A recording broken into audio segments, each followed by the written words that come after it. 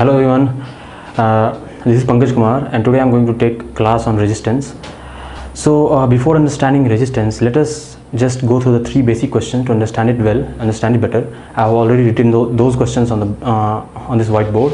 These questions are, we will try to answer what is resistance first. So first of all, what is resistance actually? So in basic English, if you try to find the meaning of resistance, a dictionary meaning of resistance, it is nothing but hurdles or obstruction to the path of motion. So resistance may be anywhere actually.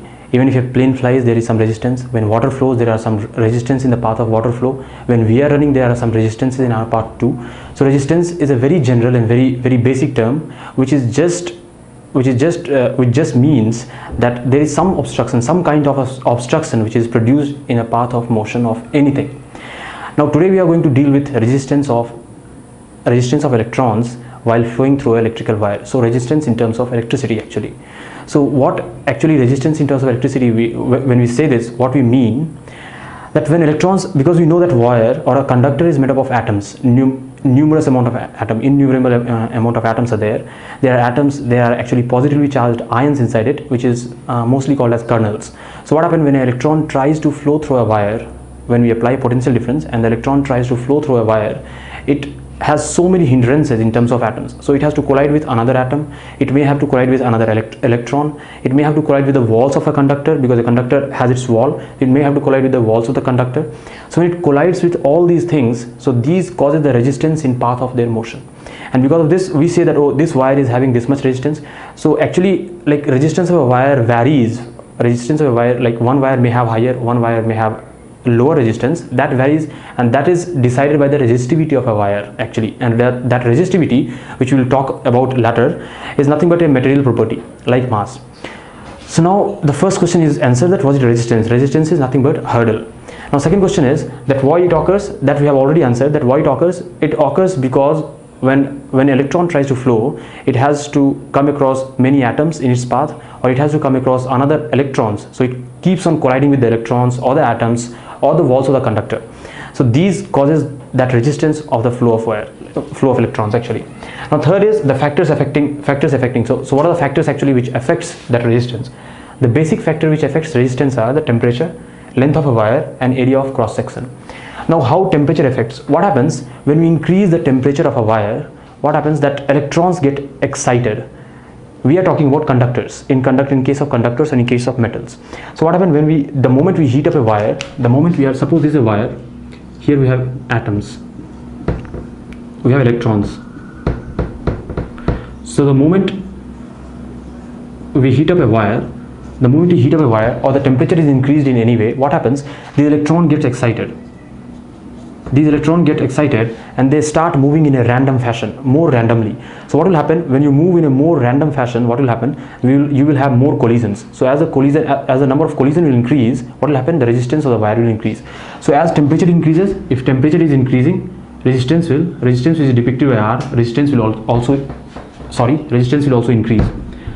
So as temperature increases, resistance increases. And why this increases? Because as we increase the temperature, the number of collisions of the electron with the walls of the conductor, with the atoms of the conductor, or with the ions of the conductor increases as well. The second term is the length of a wire.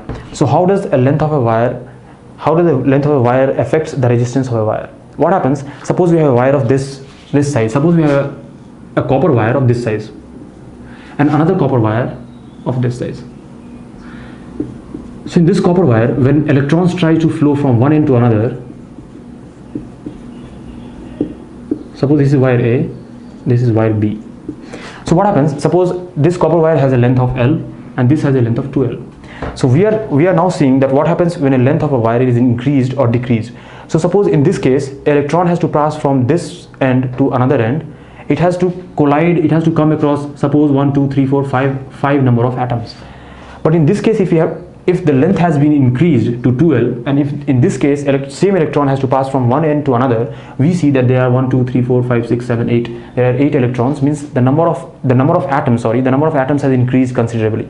So what happens in this case? It has to have more number of collisions than in this case, and so we say as the length has increased, the resistance will increase. So what we saw, that as length increases, resistance increases. So when we follow this trend that as temperature increases, resistance increases, it means temperature is directly proportional to resistance, or resistance actually is directly proportional to temperature. And same here, when length of a wire increases, resistance increases. Again, we can say that resistance is directly proportional to length of a wire. Now what happens, let us come to the third part, that is area of cross section. So what happened, we are considering area now. So in this case, what we'll do, we'll fix the length. Length is fixed now.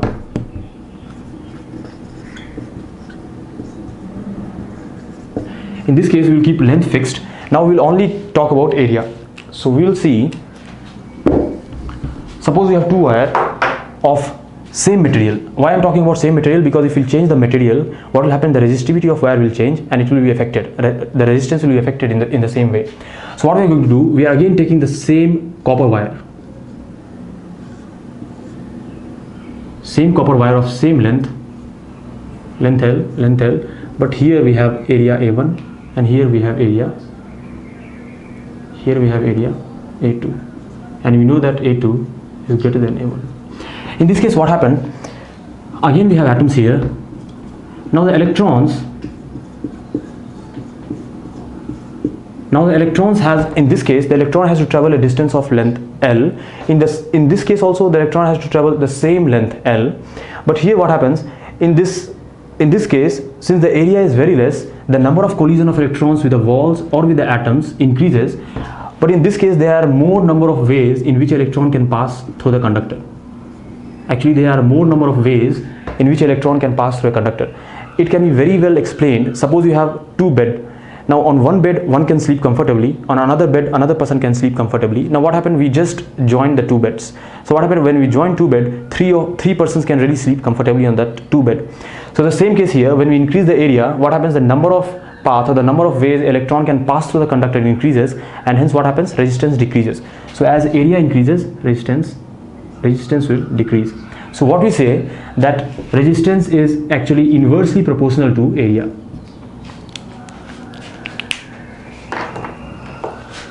Now when we combine these two, what we can say, that resistance is nothing but, resistance is proportional to length upon area. To remove the sign of proportionality, what we have done, we have introduced another constant called as resistivity. As I have already discussed, what is resistivity? Resistivity is a material property, is the ability to resist something, is the ability to resist the flow of electrons. So that ability is inherent in a material and it depends from material to material. So this resistivity is nothing but a constant for material. Suppose we are taking copper, so whatever length of copper wire we will take, suppose the length of the copper wire may be 1 kilometer, it may be 1 meter, it may be 2 meter, whatever length we take, whatever length we consider, actually in all that cases, resistivity of that wire will be same. Only the length will change and area will change. Depending on that, resistance may change, but resistivity will never change. So don't confuse about that. Resistivity of that wire will always be constant. So what we do, to remove this proportionality constant, we have introduced a term called resistivity. So now we can write it as, resistance is nothing but rho L by A, where rho is resistivity, L is the length of the wire, A is the area of the cross section. So now we are going to take three cases and we are going to see that how, if changing the length, keeping the area and resistivity constant means material same material. So how that, if we change the length, how that resistance is going to be affected. If you change the area, keeping the material same, how the resistance is going to be affected. And if we change both at the same time, length also and area also, then how it is going to be changed. So we are going to consider these three cases. Let us now consider these three cases first. So first case is,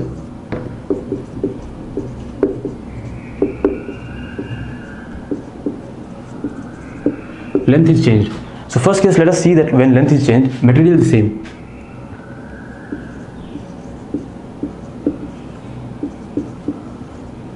Means what does it means? Resistivity rho same. So what happens, suppose initially we have a copper wire of length L, and now we have taken another copper wire of length 2L. Now in this both case, this is area A1, this area is A1. So in both case, area is same, area of both the wire is same. The only difference is both the wires are copper wire, means resistivity is same.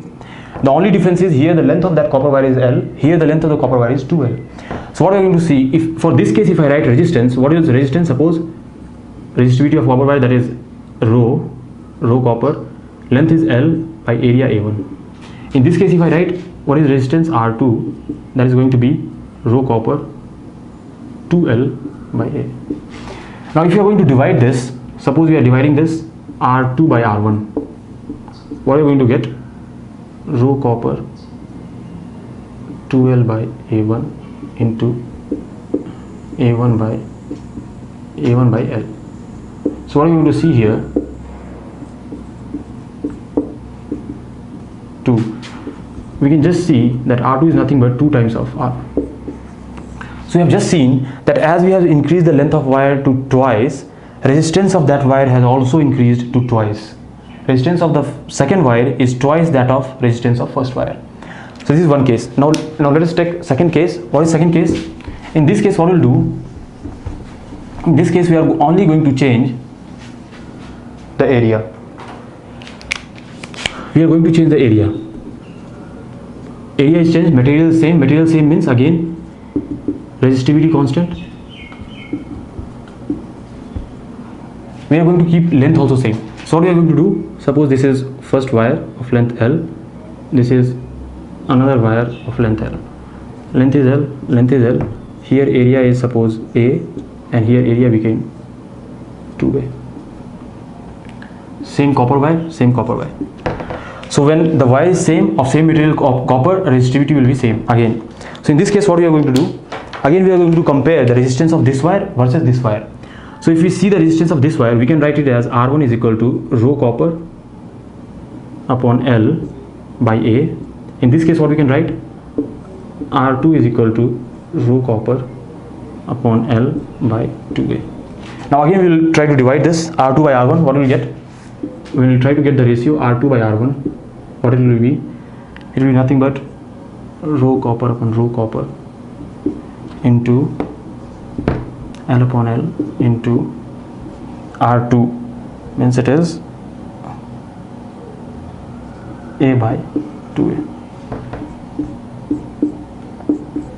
So from here we can see R2 is nothing but half of R1. So what we saw, that as we increased the area, to twice, the resistance of the wire, the resistance of second wire decreased by half times. Means what we can see, that as area has been increased in the same ratio, we are seeing that resistance has decreased. Means area, increase in area causes decrease in resistance. This is the second case. Now what are we going to see? We are going to see the third case where material is still the same, but what we are going to change is, we are going to change area as well as the length of the wire. Now we will see the effect.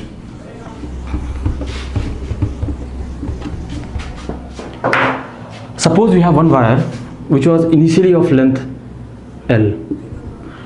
This same wire of copper which was initially of length L. Now what we are going to do is, we are going to stretch this wire. We are going to stretch this wire by applying some force. Now suppose we have stretched this wire to a length of